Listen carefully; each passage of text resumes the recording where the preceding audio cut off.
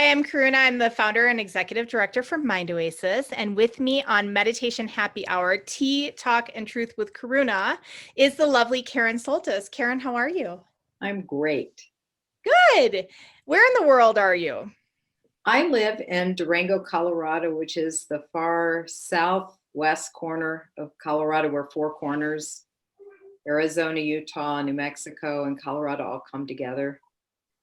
It's truly beautiful there. You are a wonderful board member and volunteer and donor to Mind Oasis, and we are so grateful for you. Can you tell us a little bit more about your life beyond that? Yeah, I am by training. I always start at the beginning, a clinical social worker, and I think mental health in one form or another has been my life's work since I was in my early 20s.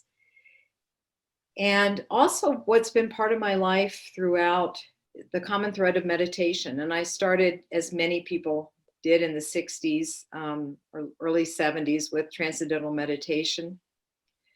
Have had decades of experience meditating, and had quite a few long pauses in that time. And as I kept wandering through my life, and I spent a lot of years doing Vipassana meditation with the Insight Meditation community in Washington, D.C., Tara Brach, amazing teacher. And then kind of fell into this practice of Yoga Nidra through another friend who was a yoga teacher in my Kalyanamita Spiritual Friends group. And the first time I heard Yoga Nidra was on a cassette tape with Rod Stryker. I underscore cassette tape because that kind of dates where this all began. Most people don't. Also, I have to make my joke about cassette tapes here because some people might not know what that is. That is what we used to listen to before CDs and MP3s. And I think from the very first time I heard that practice, there was something that just was profound. I think I had not felt such a deep sense of relaxation that I could remember. And I got this tremendous hunger and passion to go find out what it was. And there was nobody doing any really teaching or training of it in those days. And so I just would listen to that tape endlessly, trying to figure out what it was. And then I stumbled into another Yoga Nidra teacher, Richard Miller. Hadn't met him at all. I had no idea who he was, but I listened to his tapes. And what was really striking is when I started listening to Richard Miller's tapes, and it was kind of a different version of Yoga Nidra than I was used to. I went to another friend of mine, Robin Carnes, who was teaching and interested in this too. And I said, I just really can't stop doing this stuff, but it's not that relaxing. And the truth of it is because it's not a relaxation, it's a meditation. And while I think meditation has tremendous potential and is often, more than not, deeply relaxing in our nervous system, it was really bringing me to look more deeply at myself at the same time, which is really meditation and the heart of meditation. I've often said the sweet seduction in with most meditation practices is initially you feel just so peaceful and relaxed, and then the shit hits the fan, when all that stuff that's been under the surface begins to percolate.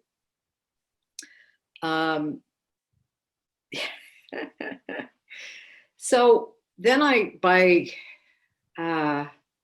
really good fortune, calling whatever got connected to the work of Richard Miller when he was doing the first study at Walter Reed in around 2007, looking at it as a possible treatment for post-traumatic stress disorder. And one thing led to another, and I did Richard's first training, his second training. I ended up becoming a trainer myself, not because I ever really wanted to. I think there's been something profoundly that just keeps calling me back to it. And I spent 8 years at the Washington, D.C. VA, where I was really given free rein to go in and develop a Yoga Nidra program. And in those days, I think there were 2 of us in the entire VA system teaching this. And I think the VA didn't really know what I was doing. So they kind of let me do whatever I wanted to do. And it was great. There are now, I mean, several hundred teachers that have been trained within the VA system and military. And the military has been really quite behind these practices as part of their integrative medicine program, both on the active duty side and the VA and veteran side. And I think my real passion with Yoga Nidra has always been taking these practices into communities that don't typically walk through the doors of a yoga studio. So it might be military folks, it might be kids and adolescents that have developmental issues, really taking it, as I said, into communities that don't typically have access so readily. Can you describe iRest Yoga Nidra just a little bit about sort of what one would expect if they came to a Yoga Nidra session? Yeah, well, in iRest Yoga Nidra, there's a 10-step protocol that is followed. You don't need to understand any of the theoretical underpinnings that it came from, even though there is a very rich and deep philosophical basis that iRest comes out of. You don't really need to know any of that. And in a typical class, really all you have to do is come in. You can lie down, you can sit up, you can stand up, you can do whatever really feels best for your body. One of the things I loved about Yoga Nidra is that I got to do it lying down. And then a teacher will guide you through the protocol. And the first kind of nugget is the 3-step Sankalpa. And the real cornerstone of that is working with what we call inner resource. So people might call it your happy place, or I've heard that term used in other places. But the inner resource is it's kind of the bedrock of the practice, and that's really finding that place where we feel safe, we feel secure. It might even just, I'm okay, that in this moment I'm okay, there's nothing wrong here. And that deep sense of safety that we may feel when we're out in nature or with people that we love, or been with people in the past that we feel very connected to. For some people it's being with their pet. That unconditional love that I have an orange tabby in my lap right now. Yeah, our pets oftentimes give us that just deep sense of relaxation. And so we're grounded in that place that you could even spend the entire practice just nourishing that place, not just as a visual image, but really, what does it feel like in your body? So for you, even sitting there with your cat in your lap, just noticing how that felt senses, that creates that deep sense of more calm and well-being and okayness. Yeah.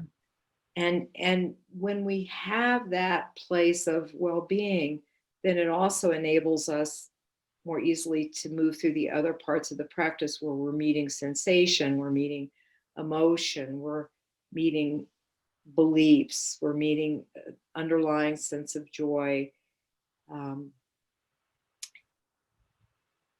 the essential tool of iRest is really just welcoming what's there. If welcoming feels too big a stretch, sometimes we don't want to welcome what feels difficult to be with or challenging. Is just, can we at least allow it to be there?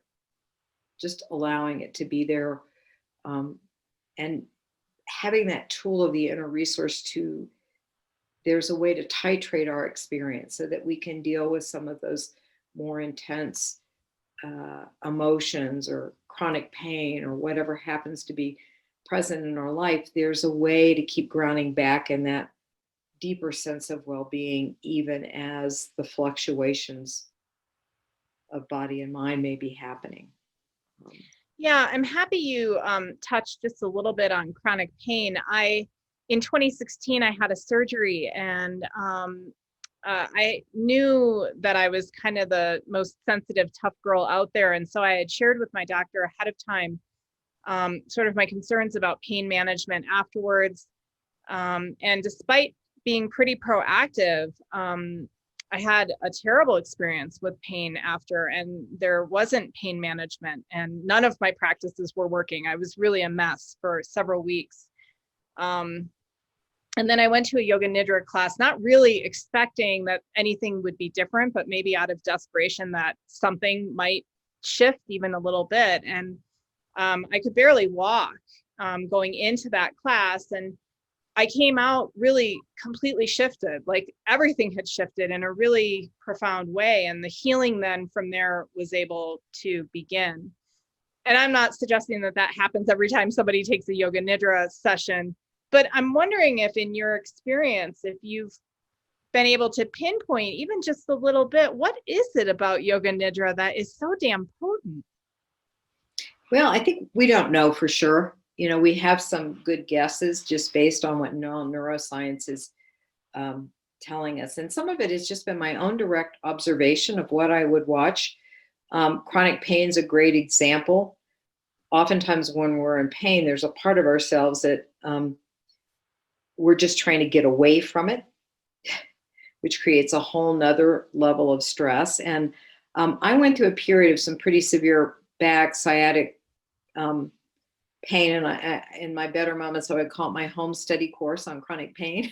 Oh, Of how to work with chronic pain. When you wake up in the middle of the night and you can't hardly walk. And it's very interesting because we can spend with chronic pain a lot of energy trying to push it away rather than actually move into the felt sense of sensation. And one of the things that was really effective for me is actually, can I really find where that pain is? I mean, is there a center? Is there a outer boundary? And you realize that it's coming and going, it's moving, it's not static. And I think working with that in terms of really diving headlong into the sensation, pain is just sensation, challenging as it may be. It's just a sensation. Can we meet that? I think the other thing that happens with Yoga Nidra is that we can feel into that sense of well-being that's here, that's unchanging, even as there's a difficult physical sensation, or it might be an emotion that's difficult or challenging to be with. I love what I think is it Pema Chodron who calls them the unwanted. And really allowing them and inviting them to be in there with and really experience it, all the while recognizing that there's this larger place that is not in pain. That's just fine. And what I was told, have been told by a number of people at the VA who had been in horrible pain for sometimes years, that the first time they came in, a few people said to me, there were moments where I felt no pain. I've got box elder bugs flying at me here. And and I think that having that sense of there's also something else here that is fine, even while there may be a sensation of pain here in the foreground, there's something bigger here. That experience of that wholeness, that stillness, whatever term, that presence that's untouched by pain, whether it's emotional, traumatic pain or physical pain, is a profound game changer. I also think that part of what might happen is that when we're in pain, all those muscles around the nerves start to contract, and some of just the relaxation that happens with Yoga Nidra, and particularly in body sensing, when we're going around just feeling different parts of the body, there's often a sense of relaxation without trying to relax. And I think some of that also helps take the tension off those nerves that have been firing and firing and firing. So I think there's a multitude of things happening. But the bigger piece is finding that piece of wholeness that is just fine, even as difficult things may be coming and going. And that's kind of how we spend every day now, too. There's this foreground of challenges that just keep coming. They remind me of the I Love Lucy episode where the chocolates are just coming down that. And there's oftentimes lots of stuff, but if I can find that place of wholeness and peace and calm, then I can work with what's happening in the foreground. Yeah, I'm happy you mentioned that, because as you were talking about sort of maybe the physiological stuff that's sort of happening, and then being able to touch that inner resource and learning how to find the inner resource, many of us have never really thought about, like, well, what is my touchstone? What kept occurring to me is, my God, she's describing 2020. Like, we have our home and we have our practices, or we don't have a practice, and we're just trying to find some sort of homeostasis while everything's just kind of popping around us. Like, can we go to the grocery store? Can we do this, etc.? And it's kind of changing, and the things we used to be able to do without any thought at all, going to the grocery store, poof, now you have to think about, the risk factor in going to the grocery store, right?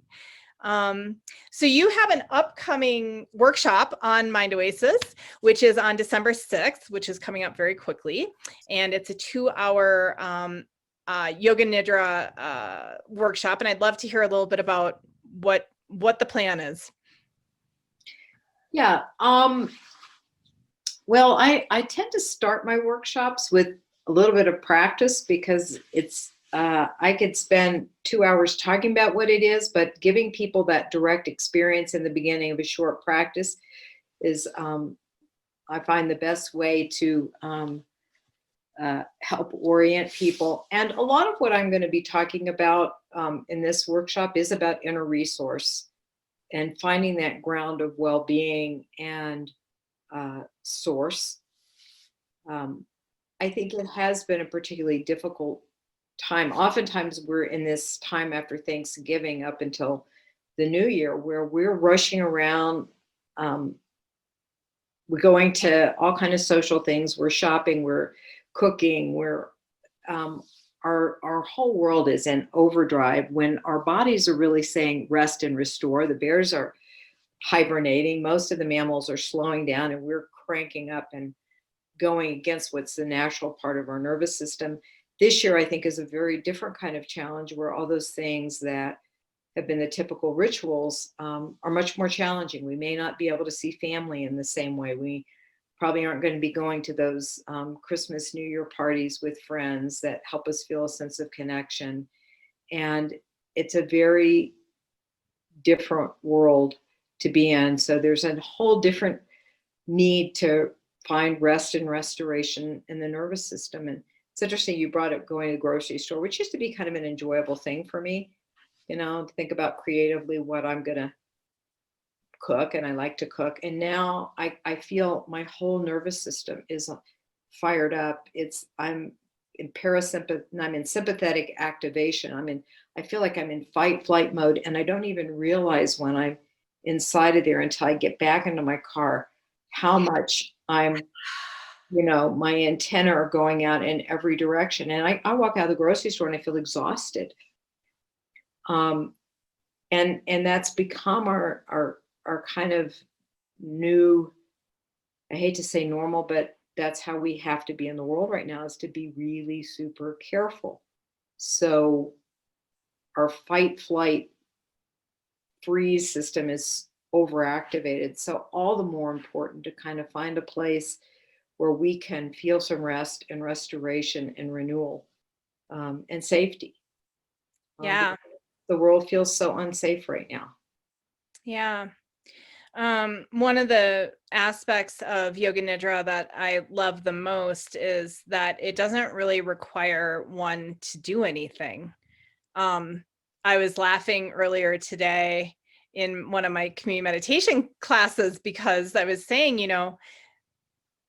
shamatha meditation, or, meditation where you concentrate on your breath and you're working pretty hard, and it's sort of like the most simple complex thing on earth besides fly fishing, which I'm convinced is the second most complex thing on earth. You go into the fly shop, you think you just are dropping a fly into the water, and there's like all of these things at play: nature, wind, what kind of fly, is it nymphing underneath, is it above? And, that's kind of, to me, sort of traditional meditation, Vipassana, shamatha as well. There's a lot at play, and you have to work pretty hard. Yoga Nidra, on the other hand, is this opportunity to sort of rest back and listen to your guide. Yes? Yeah. And because it's a guided meditation, you're not left with your own thoughts. I spent a lot of years in more traditional Vipassana practice, and silent retreats were anything but silent because there was so much noise inside my head. And it sometimes for me felt like I was at war with myself, trying to get myself to stay with my breath and all the other component parts. And I do think it, is of tremendous value, and I don't want to minimize that. But Yoga Nidra is easy. Just lie down. You don't even have to stay awake. It's profound and it's gentle. And in 2020, my goodness, we need gentle. Yeah. Yeah. I took my mother once to a Yoga Nidra class when she came to visit me. Or maybe we were listening to recording at my home, and she got up from it and she said, "This is even better than a nap." And I do think it does give some sense of rest and restoration in the nervous system that we're not often getting from our sleep, if we're sleeping well, and many of us are not. I think it also gives us some tools to learn to be with those more challenging emotions or beliefs, and that there's the opportunity to start really meeting and allowing all those parts of ourselves that may have been packed away for years or decades sometimes to gradually reemerge and to be able to meet them, and to really allow them to be there and find the deeper wisdom that's there.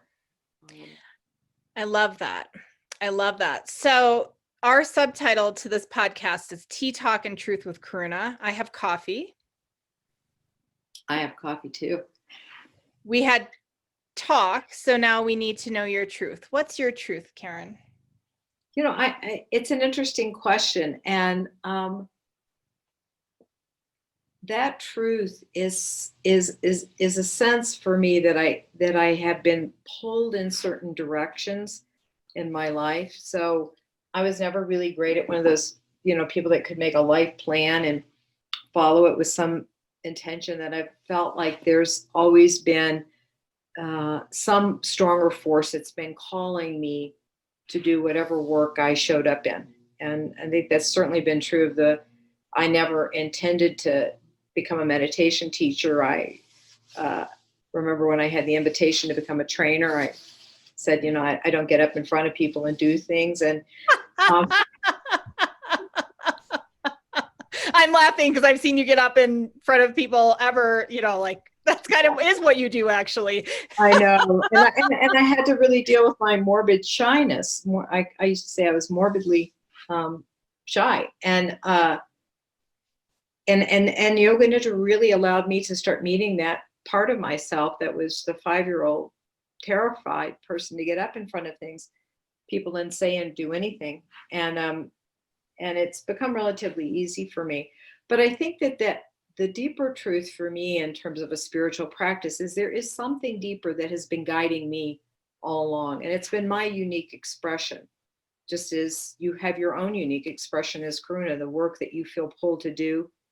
And there's a sense of, I don't have to work so hard if I just quiet down and listen. There's something stronger that I think has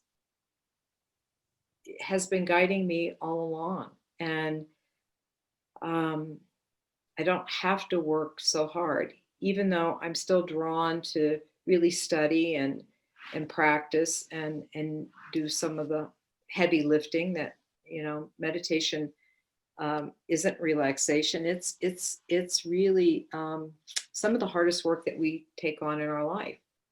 And yet it can still feel kind of effortless. I love that image that you've used in the past, it's almost like a magnet. Like it's almost, there's a magnet sort of pulling you along. Yeah. And one of the components of iRest Yoga Nidra is coming into that sense of a heartfelt desire or heartfelt longing, or what is our life's mission? And that sense of really quieting down and feeling what is it that's my own unique expression, that when I'm moving in that direction in my life, there's a sense of rightness, or when I feel pulled away from it, there's like this magnet that pulls me back, or we start hearing those kind of no's in our body that are our deeper truth. And it may not even be something that we have words for. It can just be this sense of, this feels right. So I think that's my deeper truth, that's taken me a few decades, many decades to get to, is I don't have to work so hard. I love it. You know, that there is this river that's pulling me along, and I can just go with it. Mm-hmm. So Karen joins us on Mind Oasis on the 6th of December for a 2-hour workshop of iRest Yoga Nidra, and it'll be all about rest and resiliency during this crazy holiday time. It's recorded, so you'll have that recording to come back to again and again, the practices and the philosophy as well. Karen, thank you so much for joining me today. You are a most wonderful board member, donor, volunteer, and friend. So we are so grateful for you at Mind Oasis. Thank you.